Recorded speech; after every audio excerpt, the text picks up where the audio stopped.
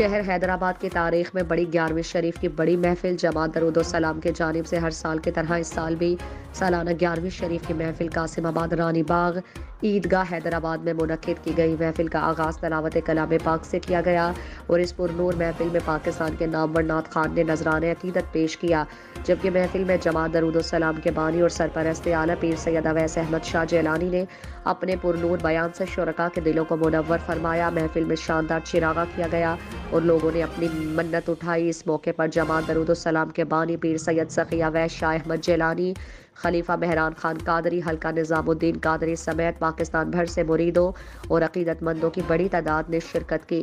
اس موقع پر سیکیورٹی کے انتظامات بھی کیے گئے تھے۔ محفل کے اختتام پر پاکستان اور پاک افواج کے لیے خصوصی دعا بھی کرائی گئی۔ بعد ازاں محفل کے لنگر غوثیہ کا اہتمام بھی کیا گیا۔ یہ کافی سالوں سے حیدرآباد عیدگاہ رانی باغ کے اندر 11ویں شریف سجائی جاتی ہے۔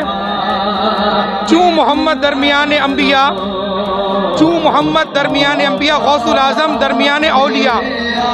الحمدللہ یہ محبتوں کے سلسلے ہیں۔ پروردگار عالم ہم سب پر کرم فرمائے، ہمارے ملک پر کرم فرمائے، اور لوگ بہت شوق سے محبت سے آتے ہیں الحمدللہ 11ویں شریف میں۔